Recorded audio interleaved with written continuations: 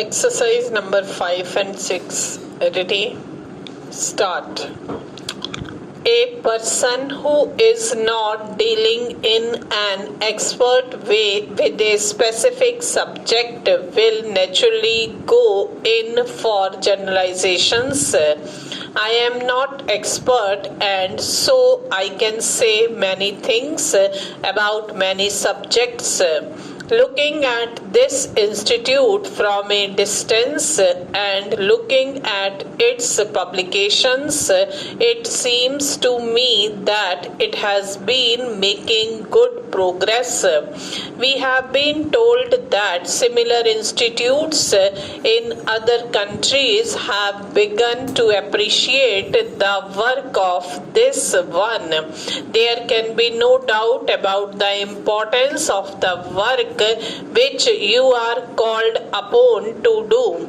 I am glad that from a small annual business session, this gathering, taking advantage of the presence of so many distinguished persons who have come here today, will spread out in a conference on a specific subject matter, namely recruitment and training for the public services. I feel that this is something really solid and worthwhile. I am quite sure that it will bear results. It may be that the results are not very obvious, but it will in any case be an earnest discussion of subjects of high importance.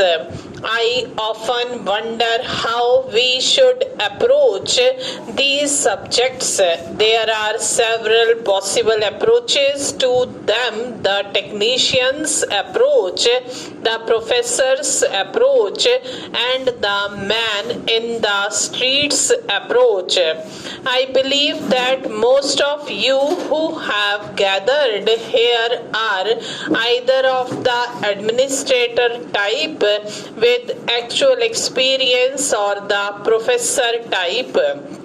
Both types are very important, both having a fund of knowledge at their disposal. It may be said, however, that neither of these two types represents the man in the streets approach. I do not think the man in the streets approach is likely to be well informed or even very helpful. However, it is obviously an important approach because it is the man in the street or the man in the field who counts, because after all it is him that the administration is ultimately meant to serve. You must always remember that aspect. If you do not, you will have no solid ground under your feet. It is worthwhile to repeat this because the administration not only has to be good but has also to be felt to be good by the people affected. That should always be so, but it is necessary in a fully democratic setup because this is being fast developed not only in this country but in many others too.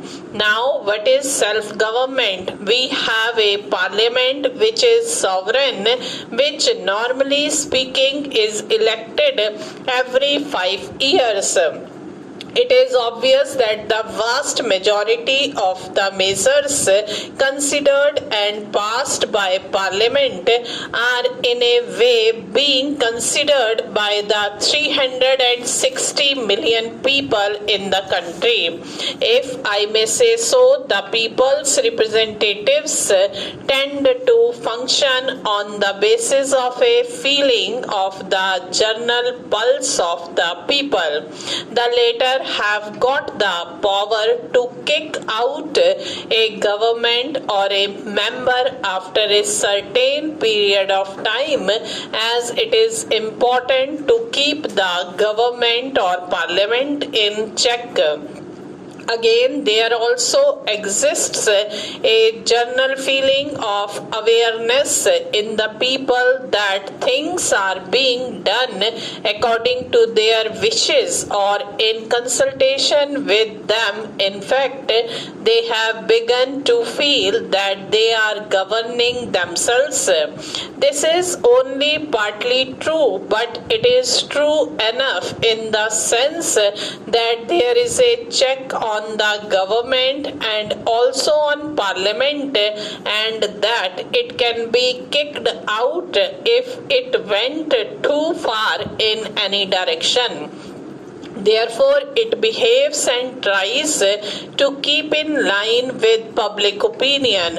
By and large, a parliament or a government does what is reasonable without really making a reference to the people, so long as it gives the impression that democracy has been preserved and that people are being consulted, that their wishes are being respected, all is well. But whether they are actually consulted or not is another matter. If they get the impression that things are being imposed upon them, then friction arises.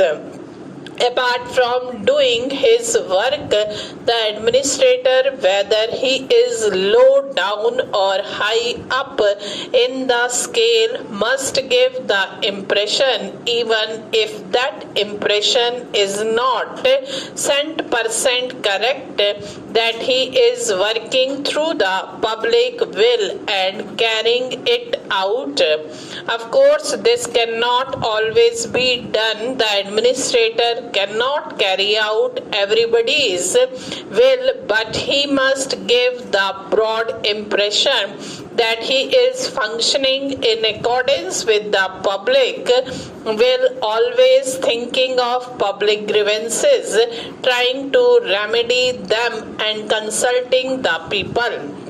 Whether such an impression is created or not depends upon the manner in which the administration functions. It is quite essential in a democracy to create this impression in the interest of both the public and the administrator. Otherwise, democracy rebels, perhaps not immediately, but after a period of time. This applies generally to all types of administrative activities, but it applies more so to work of a social character which affects the people at large in many ways. Here, stop.